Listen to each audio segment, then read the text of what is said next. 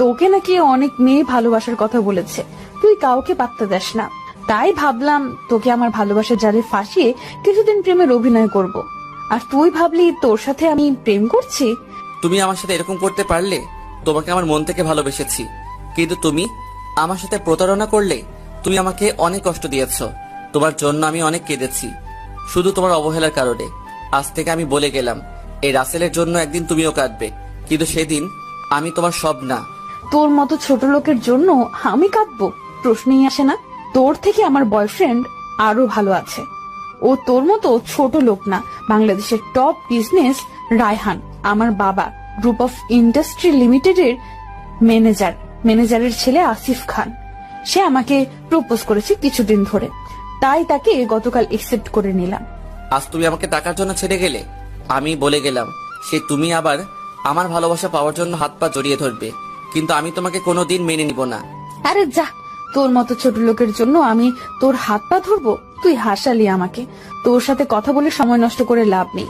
আসিফ এসে যদি দেখে তোর সাথে কথা বলছি তাহলে অনেক রাগ করবে। ঠিক আছে, সময় হলে দেখতে পাবি। আমি আর কোনো কথা না বলে বাসায় চলে আসলাম। যাকে মন থেকে ভালোবেসেছি সে টাকার জন্য আমাকে ছেড়ে চলে গেছে। আসিফ ছেলেটা অনেক খারাপ, অনেক মেয়ের সাথে সে রিলেশন করেছে, অনেক মেয়ের সাথে রাত কাটিয়েছে। কাল থেকে কলেজের সবাই আমার আসল রূপ দেখবে। আগে যা রাইসাকে মন থেকে ভালোবেসেছি, এখন তার চেয়ে বেশি ঘৃণা করি। বাসায় এসে আমার রুমে চলে গেলাম, তারপর ফ্রেশ হয়ে আব্বুর অফিসে চলে গেলাম। সবাই আমাকে দেখে দাঁড়িয়ে গেল, আমি ডাইরেক্ট আব্বুর কেবিনে চলে গেলাম। আরে রাসেল বাবা, তুমি হঠাৎ অফিসে এলে? আব্বু, আমার কিছু টাকা লাগবে।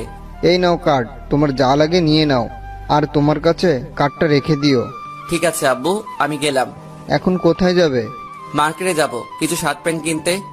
তাহলে গাড়ি নিয়ে যাও। না আব্বু, আমি রিক্সা নিয়ে যাব। তোমার যেমন খুশি।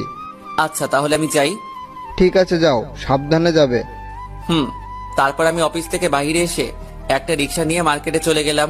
মার্কেট শেষ করে বাসায় চলে আসলাম। তারপর দুপুরের খাবার খেয়ে এসে শুয়ে পড়লাম। বিকেলে ঘুম থেকে উঠে ফ্রেশ হয়ে খেলার মাঠে চলে আসলাম। সবাই বলল, অনেক পরে আসলি কেন? কোন রকম কথা কাটিয়ে দিলাম। খেলা শেষ করে বাসায় চলে আসলাম।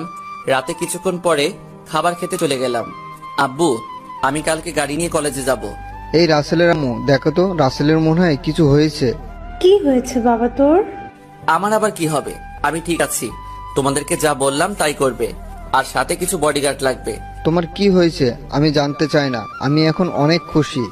তুমি যেভাবে বলবে সেভাবে হবে, মাই ডিয়ার সান। আর কিছু না বলে খাবার খেয়ে রুমে চলে আসলাম। তারপর কিছুক্ষণ মোবাইল টিপে ঘুমিয়ে পড়লাম। সকালে ঘুম থেকে উঠে ফ্রেশ হয়ে নাস্তা করে দুইটা গাড়ি নিয়ে বের হলাম কলেজের উদ্দেশ্যে।